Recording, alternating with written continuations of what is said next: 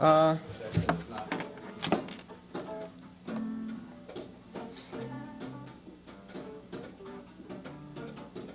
okay, the reason is because there's not enough bounce in what you're doing. Yeah, get it to bounce more extremely. One of the ways of doing it is hit it about 3 times as hard.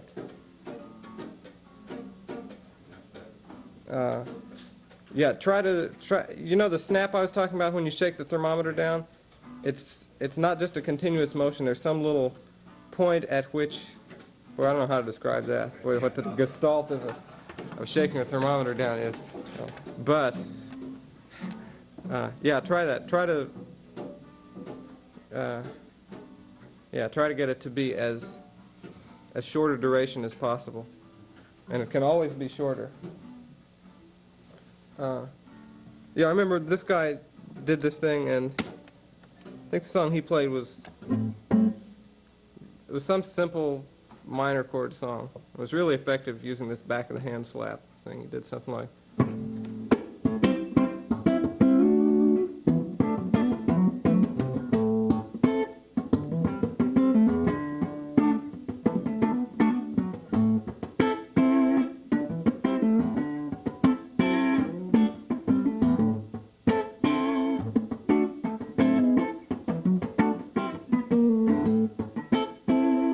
okay, it sounds real different from,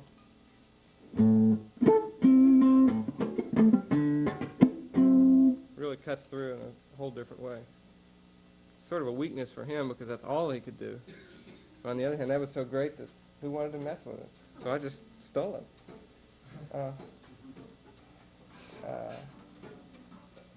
Okay. Let's see. Okay. Here's another one that you'll probably never hear about anywhere else, so I'm going to tell you about it. I find it extremely useful. I don't know how much other people will.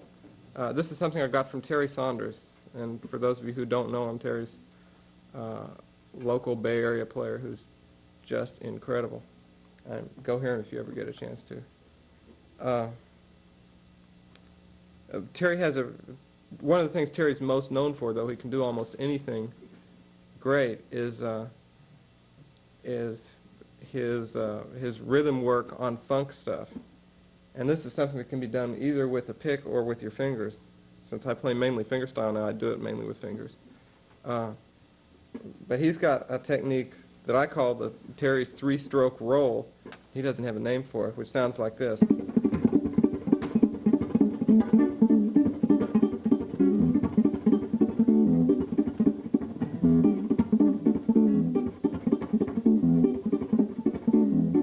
Real effective, right? It's real cute. I take no credit for it at all, except for having forced him to do it so slowly that I figured it out. This consists, the basic thing here is three different strokes. Play a 3-note chord. Let's play those 3 notes. The upper 3 notes of the Jimi Hendrix chord. G sharp, D, and G. Yeah, obviously this works for any 3 notes. Okay, let's do this finger style first, and then you can adapt it with a pick. The 3 strokes are going to be first your thumb on the lower note. Okay. Next, all 3 of your other fingers on all 3 strings. Yeah? Okay. 2 pretty normal strokes, except that it's a little bit strange to have the thumb and the first finger on the same string. So those are the first 2 strokes. Okay. Then the whole trick to the thing is the 3rd stroke, which is nothing more than a collapse of all your fingertips back down onto the strings, ready to start the cycle over again. And do it hard enough that you actually get some sound out of it. If you're playing an unamplified solid body guitar, you should still be able to hear the click.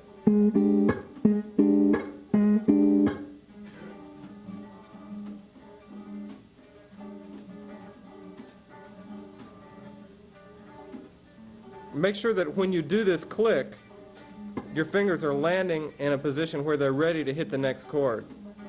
In other words, don't click down on a string where now you've got to move your hand to get to the right string that you're going to hit next. Click right into place, so your next stroke is nothing more than a lifting out. So after you make the click, just lift your hand up to make the next, oh, I'm sorry, just lift your thumb up to make the next stroke.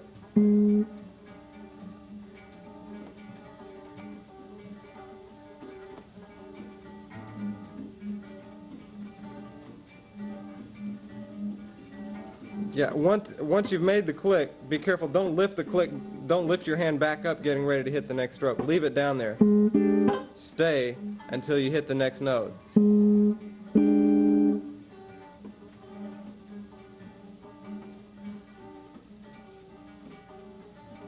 Yeah. That's it. Okay.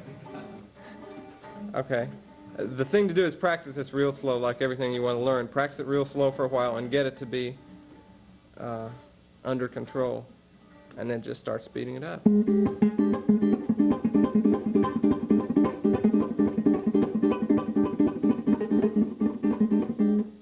And then work it into a situation where you've got essentially 16th notes going.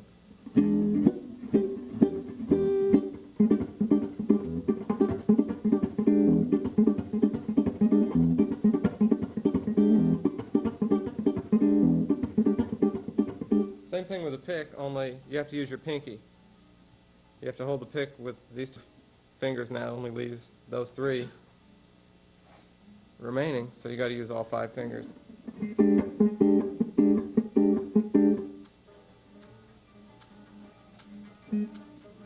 Okay. So, go hear Terry. Hear this used to the hilt. Does he do it with a pick? He does it with a pick, yeah. He's a pick and 3-finger kind of player primarily. Yeah. Okay.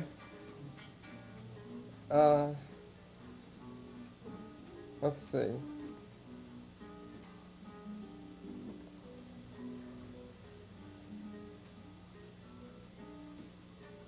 Okay, another useful unorthodox technique that is probably not going to get talked about very much, and that is slide fingerings. Most everybody slides at one point or another, right? I mean, that's one of the nice things about a guitar. You might even slide 2 notes. You might even slide a chord. I mean, you know, it's one of the things that makes the guitar better than the piano.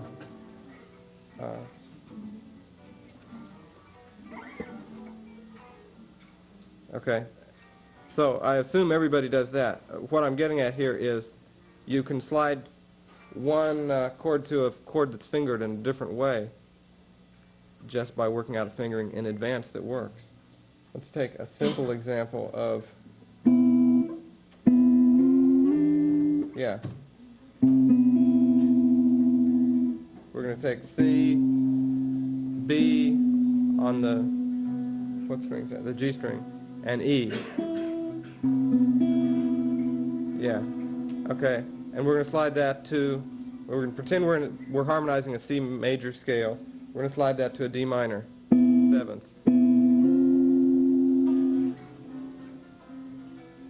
So it's going to be D, C, and F. Yeah. Notice that your hand has to make a little adaptation as it goes through that. Yeah. Well, pluck it as you hit the first one, and then let the strength of your slide make the next one ring. Yeah. Okay. Well, with a little work, you can get to where you can slide almost anything to almost anything else. And it becomes a very effective thing to do on the guitar. I mentioned earlier the peg solo. He did that in the I forgot who played that. Who played the peg solo? Jay Graydon. Jay Graydon, yeah. I always thought it was Carlton. You're right, it was Jay Graydon. They did that with he did that with thirds. He combined bending with the slide fingering. Remember the double bend we were talking about a while ago? The bend number 1? He slid that up to this, to a G and a B with the same fingers with 2 fingers at the same fret. Kept the same fingering, but just squeezed his second finger in under his third finger. Make sure you've got it right. Most people are going to do this one backwards. Notice that when you're down here on the D and the F, what's on the G string is your third finger. Keep that on the keep your third finger on the G string as you go up to the 12th fret, and get your second finger to slide underneath that one.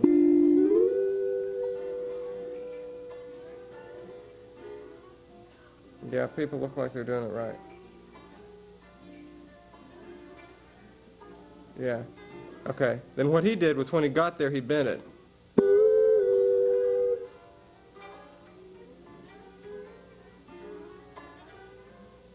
Yeah. Ooh, you're doing this on a 12 string? Oh. Oh, okay. I just noticed, because his arm had been blocking my view of the headstock all this time, and suddenly I saw those 12 strings, and my heart really jumped for a second. I was really scared. Okay, so he gets this sound. Okay, so you can combine these slides with bends. And what I would suggest that you do is triads. Triads are one of the best places to start. Pick a triad. In fact, I'll pick the triad. G major. Just G, B, and D on the fourth, third, and second strings. And try to harmonize the G major scale with that. Normally you would harmonize the scale by playing G major, A minor, B minor, and C major, and so forth. But now, finger this triad using your pinky on the lower note instead of your third finger. Pinky, then 3, 4. I'm sorry.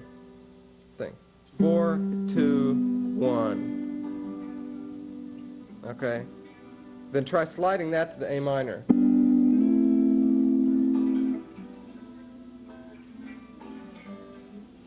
Keep all fingers on the strings they were already on, but make your first and second fingers end up at the same fret.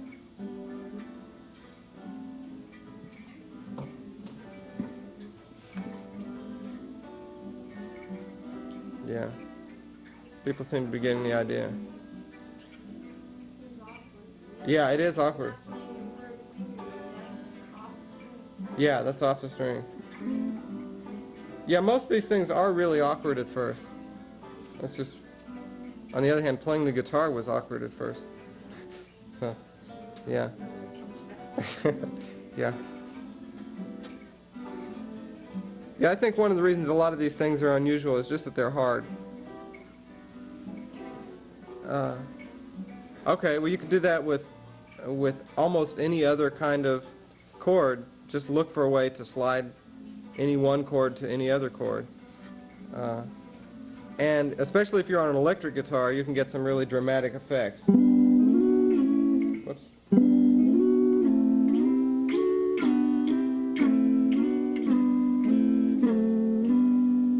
Okay, real effective. You're not going to get that out of any other instrument. I like to do it with the other inversions of the triads too. And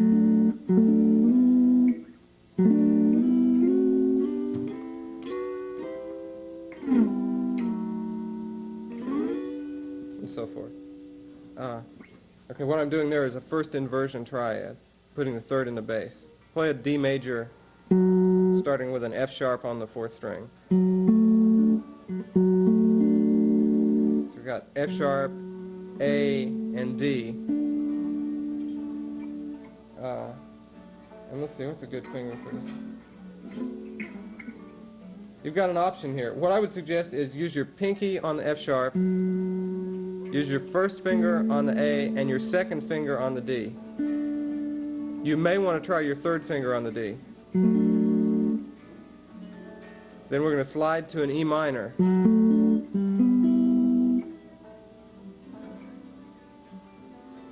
Okay.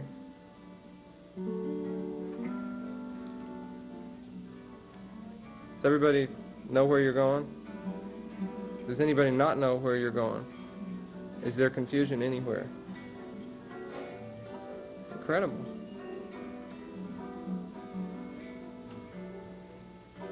So your second and third fingers are on the same fret? Your second and third fingers. Go to the E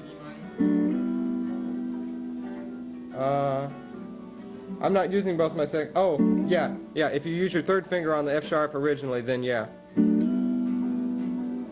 Yeah.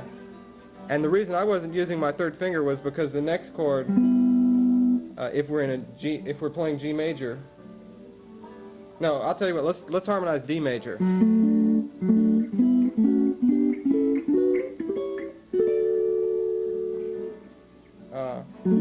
You won't run into fingering problems until you get up to the last one. When you get up to the last one, which is the diminished triad, the E, G, C sharp, then you run into some difficulty if you start out with your third finger on the lower string. So I'm talking about this point where you're finally up here to a B minor triad at the 12th fret. Now you want to slide it up to this. You're going to run into some difficulty if you haven't been using your fourth finger. Actually, you'll run into difficulty anyway, but you'll run into extra difficulty if you had been using your third instead of your fourth finger.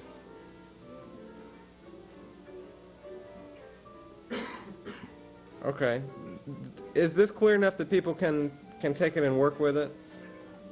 The concept with almost all this stuff is harmonize scales with it to find out what you're likely to encounter and then just work it into your playing wherever you would use those chords. Are people hot enough? Can I close this? Just from the sax standpoint? Okay. Great. Okay. Let's see, what are... Okay. Yeah. Another thing, what I want to emphasize especially today is stuff that I don't think you're probably ever going to hear from anybody else. And another one that people never talk about, most guitar players are completely unaware of, is attack, left-hand attack. Most people are accustomed to playing in a couple of ways with their left hand, but they're pretty unconscious of what they're doing. And the thing that people almost never explore is an extremely staccato attack with your left hand. If I could credit anything with having made me a better player, it's having learned to practice everything that way. Let's see. Okay. Yeah, most people, if you're just playing a scale, most people will play it something like, right? That's the way it sounds. If you use a pick, it'll still sound the same way. So I'm suggesting that without changing what you do in your right hand at all, play the scale with absolute minimum duration on each note in your left hand.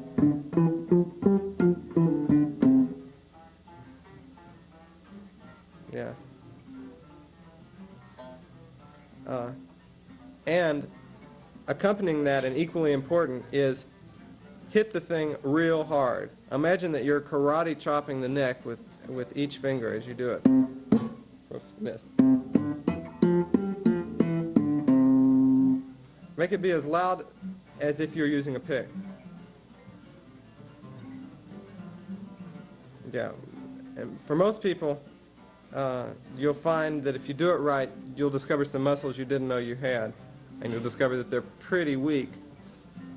I was mentioning earlier about my guitar, and people can play it later if you want to. I have it set up with sort of medium. My guitar feels like an acoustic guitar, probably. It's a little higher action than most people have on an electric. And I would encourage you to practice this with slightly elevated action. If you have another guitar that's set up higher or an acoustic or something, practice it on that. The object is to develop both a lot of finger strength and a lot of finger independence, and also what I think of as torque, which is your ability to accelerate with any finger very quickly. So you want to be able finally to get each note to be as loud as if you were picking it with the very minimum stroke necessary. I'm not hitting from very far. At first, to get that, you might have to really sling your finger a couple inches. Also improves aim, as you can see. But you want to learn to achieve that same level of volume with a real small stroke. And finally, you want to work for speed. You might do this while you practice.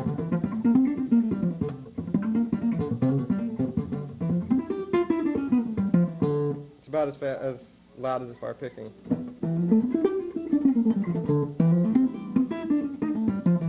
And notice it's not hammer-ons and pull-offs. It's not that. Okay? Each note is independently articulated. And that's got a whole range of benefits. And again, it's something that in a lot of guitar players' cases you simply don't ever hear. But it enables you, while you're picking, to get lines to sound very different. It's a trick that Benson uses a lot in his funkier moments. Instead of playing a line that sounds like, he'll play it like, okay, really cooks along a lot more. Let me do that again. The way most players would play it. Well, hopefully they play it better than that. The way Benson would play it. Okay? Each note being articulated separately and having some space in between it and the next note, rather than a lot of hammer-ons and pull-offs made in the left hand while picking, gives you a whole different expressive quality. And it's another one of those things that people don't play, I guess. It's either because it's hard or because they don't think of it. I would suggest the same thing for practicing chords. Anytime you're learning a new chord, practice doing this with it. As you're changing chords, practice simply doing it all staccato. If you're learning to switch from a major 7th chord to a 6th chord, or whatever it is, instead of playing the chord a couple of times, hit it super staccato each time. In fact, the acid test of whether you're really making it on a chord is don't pick and see if you hear all the notes correctly balanced.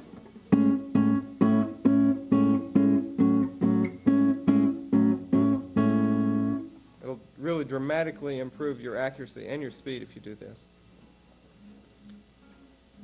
This is something that, like the thumb stroke, talking about the thumb stroke wanting to have minimum duration touching the string, wanting it to be instantaneous. This is the same kind of thing. That's why I mentioned the analogy of the karate stroke. You know, in karate, I don't know anything about karate, but I have the sense that when you make contact with whatever you're hitting, you instantly bounce away from it. And so all your force is concentrated into that one moment of impact. There's nothing like follow through or coming to rest at that point.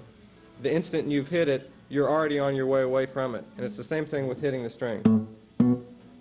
You want to exaggerate the bounce away from the string past the point where you would normally bounce if you were just trying to bounce your fingers on the strings. Pretend the strings are real hot or something, and it hurts to touch them. In fact, maybe you should incorrectly ground your guitar and you know, get a variac and get the voltage so it doesn't really kill you, but that's good. Rick, I think you should work that out with some of your students. Test it out. Yeah, I like that. Okay. Then, I'm not saying to play that way all the time, but learn to play like that and you'll discover it will open up a lot of different things. Try to play anything you play that way. You won't pull it off with bars. I mean, you can hit every note, but what I said about trying to make every note in a chord balanced is really exaggerating. With a whole lot of chords, it would be impossible to do that, bars being one example of that. But any chord where you've got all four fingers, or where you've got, you know, each finger hitting only one string, you can work for that kind of goal. It also improves your hand position a great deal, because if you're going for hitting the string as hard as you can, then your fingers will naturally develop the right kind of arch that they should have. So it's one of the best technical exercises you could ever do. If you're sitting mindlessly playing scales, mindlessly play them as staccato as you can. Okay, any questions about that one? Yes? Do you mean to play them without the pick or with the pick? Probably both. Play them without the pick occasionally to make sure you're really doing it right. But I'm not suggesting that you practice all the time without the pick. You might as well go ahead and pick. Plus, if you're picking, it'll kind of force you to go faster than you would have. Oh boy. Copies of the handouts. Thank you so much. Yeah, probably before everybody leaves, get copies of each one of these. And some of this we won't get to in time. Oh, incredible, she collated them. And she stapled them. I can't believe that. Okay. Well, then I don't have to collate and staple them. Everybody, in fact, let's just pass this stuff out now. You'll just sort of pass it around. That's that way. Oh, let me have one too.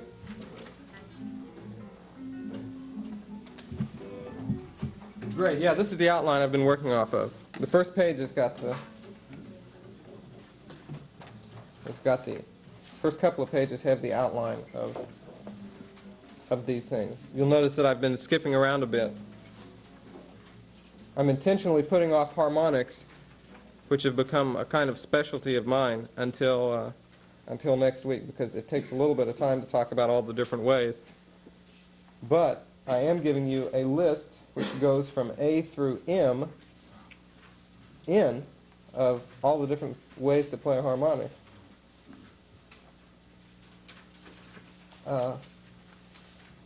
And also I've put off unorthodox fingerings because I didn't have that thing to give you. We'll see if we get to some of that.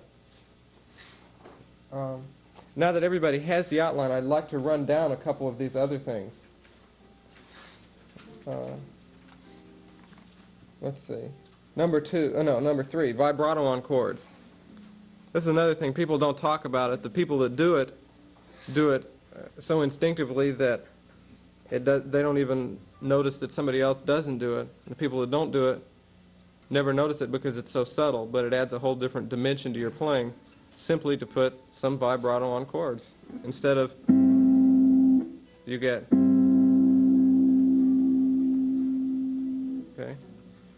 It doesn't have to be a real extreme vibrato, or it can be. It can be anything you want it to be. All the options that you have with vibrato are still open to you. But learn to do that on any chord, up to and including a barred chord. You're not going to get a big vibrato out of a barred chord, because if it's like my guitar, a string's going to go off the neck.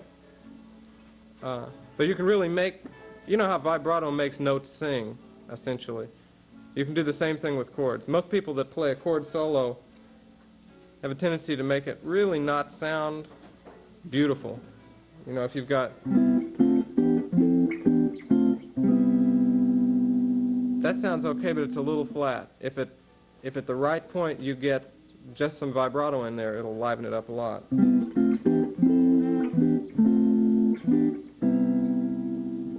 Okay, it just makes it sing. It's like hitting the chorus button on the floor, but I don't have a chorus, so that's what I do instead. Okay, so experiment with that. By the way, you can do violin vibrato on chords too. You know what I mean by violin vibrato, right? It's this way rather than that way. Yeah.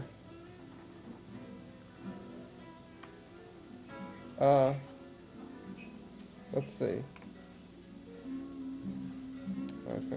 Techniques. You were right.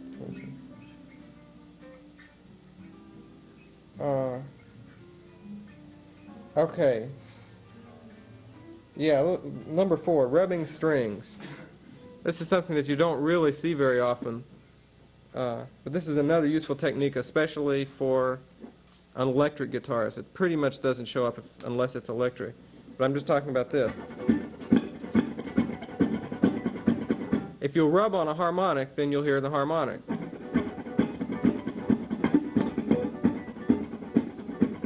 That's loud enough to make a difference if you're doing something like...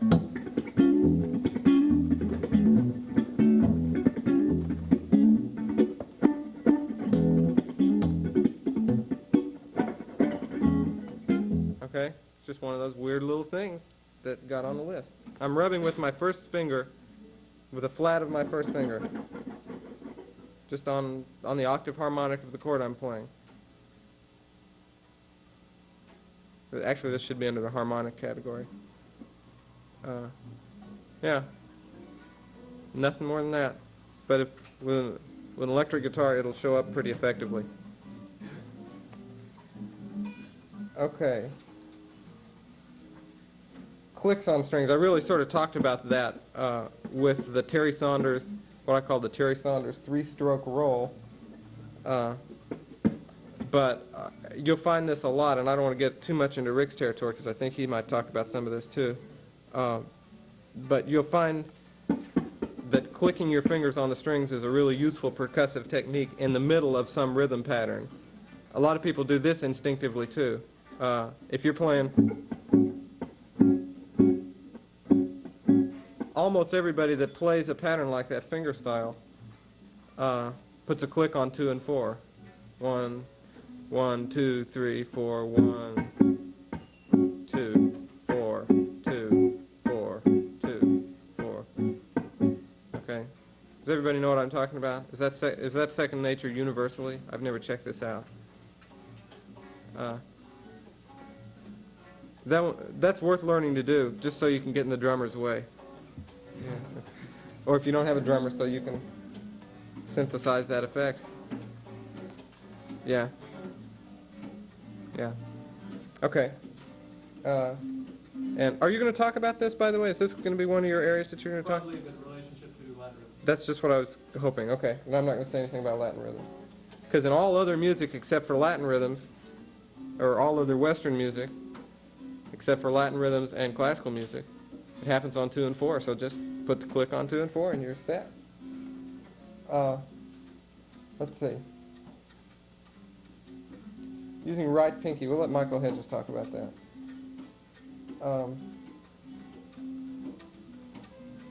Oh, no, we won't. For finger style, I just want to suggest learning to use your 5th finger. Most people who play finger style have learned some sort of classical style and use thumb and 3 fingers. So the pinky's there, it's available. There are a lot of things you can't do unless you use it. So work it in.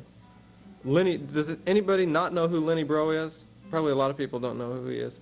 He's an amazing chord melody guitar player. If you get a chance to listen to one of his records, Lenny Breau. I think I've got his name down here somewhere. One of the things that he claims is that he plays the bass line with his bottom 2 fingers. He comps with his... No, he plays the bass line with his thumb. He comps with the next 2 fingers, and he plays the solo with his last 2 fingers, all at the same time. Now, I'm not going to say I don't believe Lenny Breau, but everything I've ever heard of his, it didn't seem to me like it was necessary to do it that way. But when I read that, I sure started practicing. There must be something you can do that way. So experiment if you don't already use your pinky. So all the solo note playing would be done with these 2 fingers. Yeah, that's what he claims. And I know he doesn't play all his solos with those two fingers, but maybe there are times when he's really alternating those fingers while playing a three-note chord underneath. At least get to where you can use your pinky as an adjunct to the other fingers in playing chords. So then you can simultaneously hit 5 notes. Or if you're playing with a pick, that way you can use all 3 fingers, which is probably, for most people, the more useful application of this. Okay. Hitting the guitar. How many people hit their guitar other than out of frustration? This is something I don't know very much about, but you hear it especially in a lot of acoustic guitar players, and I should really stay out of Michael's way on this one too. But look at all the places you can hit a guitar to make the notes ring. Everybody's seen, who is it, Adrian Belew, that does this kind of stuff all the time. You know, one of my favorite things for an ending chord is to do that, which is just going back and forth between my thumb and some other side of my hand, doing essentially a left, right, left, right, left, right kind of drum roll on some part of the guitar. Of course, I've got the advantage of being plugged in. But if you're amplified a lot, then nobody hears the percussion. All they hear is a shimmering, sustained chord. You're acoustically hearing me rattle my hands on the guitar. But if I were up a lot louder, you'd be hearing just notes ringing in a kind of unnatural way. Hendrix used to do that a lot. Did he? Huh. Hendrix did everything. Yeah. Yeah, Hendrix was great. In fact, some of this stuff came from Hendrix. Okay. Well, gee, how are we doing time-wise here? 5 minutes. Okay, I want to ask if there are any questions first. And then I think I want to jump into unorthodox fingerings a little bit. Okay, no questions. Were you going to get into the alternate picking with thumb this time or next time? Did I skip that? I'm sorry, you're right, I did. Okay, 8D, alternate picking with thumb. Thanks. Yeah. There are a couple of different ways to do this. Good, I'm glad you mentioned that, 'cause that's a real important one. One is the way most people think of, which is the way Wes Montgomery did it, where with the flesh of your thumb, you play both down and up strokes. I spent several years trying to learn the technique and still failed, and there are a handful of players who can do this successfully. If you have any fingernail, it won't sound anything like Wes. You have to have a very short nail and a strong thumb. A fairly loud amp. Wes said he didn't hit it very hard. But that's how he played. He played all with his thumb down and up strokes. Just exactly as if you were using a flat pick. What I want to offer is a different style of playing with your thumb that I found to be somewhat more useful since I can already play lines with something else. And that's more applicable to funk.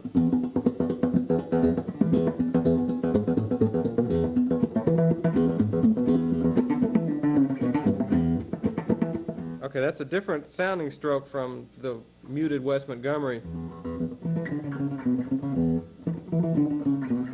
stroke, which actually sounds sort of wimpy by comparison. I use this specifically for bass lines when I'm doing something on top with my fingers.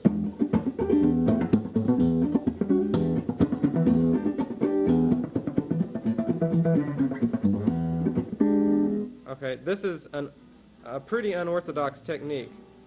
To do it, you want to play on the side of your fingernail, this side of your fingernail. And it wants to be pretty much a wrist stroke. Take your, let's see, you'd be looking at a hand from this angle, would you? No, look at your hand from this angle, okay? Tighten, or bring this joint into your hand as much as you can, and then extend your thumb outwards as much as you can. It should be a tense, strange position. So now your thumb is pretty much perpendicular to the angle of your fingers. That is, the tip of your thumb, the part that's going to strike the string, is pretty much perpendicular to your fingers. But it's also locked up such that there's not a lot of give in your thumb. Makes it rigid, and it's going to make an upstroke sound real powerful as opposed to wimpy. You're now going to play like this, okay, with it. The angle of hitting the string here is like 45 degrees into the guitar. So it's like a super rest stroke for classical players. On the downstroke, you really want to come to rest very forcibly on the next string, in other words. It's not a strum here.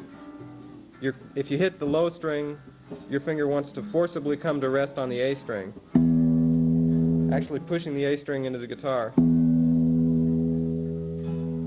And then on the upstroke, it wants to snap the string it just hit as it comes, sort of as you wrench it away from the guitar. The idea is to make this sound as gross and ugly as you can at first, to get used to hitting it really hard this way. And the whole stroke wants to be from the wrist. And you can use it to strum with too, and it makes a real nice strum. What you'll notice is if you don't do this thing I'm talking about, I assume that most people's hands are somewhat like this. If you don't bring your thumb into your hand like this and then open your thumb out, then you won't have the rigidity.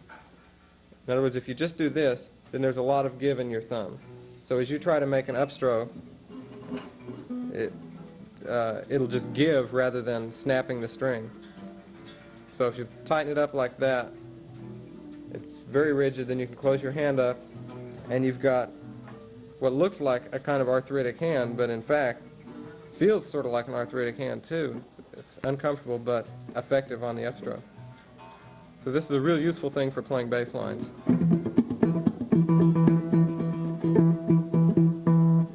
I've gotten where I do it from my thumb now because I'm used to it, but initially I did it all from my wrist. As you're doing this, make your upstroke louder than your downstroke. Make your downstroke real loud, then make your upstroke louder.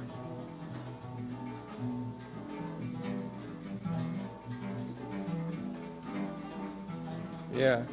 The natural tendency is to have a very weak upstroke. So you want to counter that by exaggerating your upstroke. Make it even louder than it would be if it were a downstroke. Okay? Now that can be used, you know, all the things we were talking about with the thumb slap a while ago, talking about funk stuff, incorporating other parts of your hand to strum, or using your first finger to pop an octave higher. Well, now you can use, instead of a double stroke, you can use a down upstroke.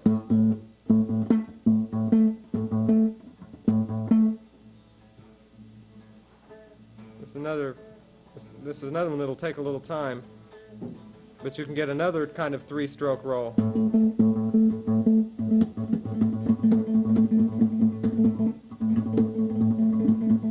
You'll sometimes see bass players do this, where I'm using my thumb to go down, up, then my finger an octave higher.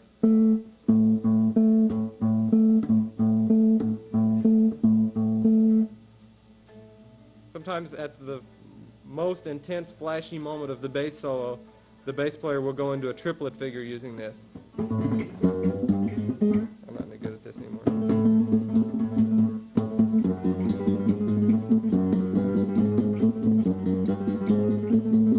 Okay?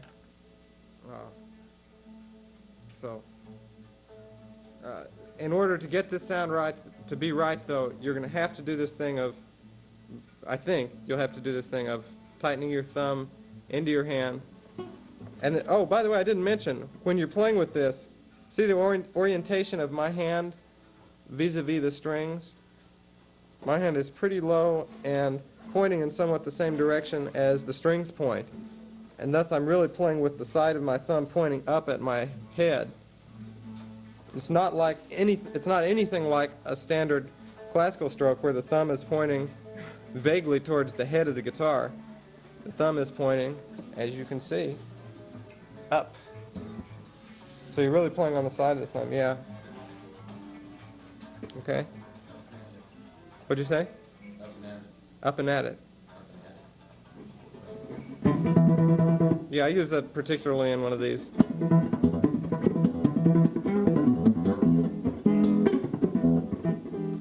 Let me try again. Can you erase that from the tape?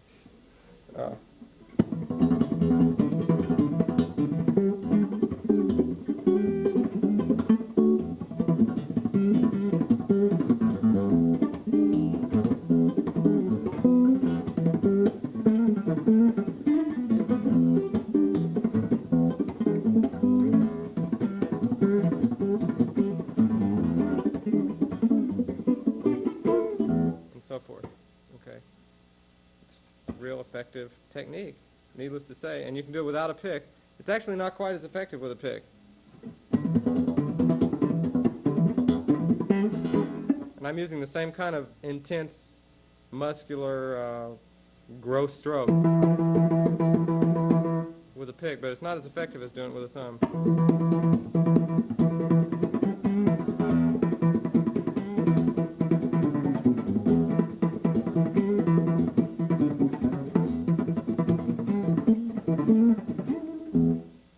Okay, I have gotten a sign. That means stop, right? Yeah. Okay, we're going to stop for today. If anybody has any questions, I'll stick around for a few minutes. But I think a lot of you have other classes that are going to start real soon. See you next week.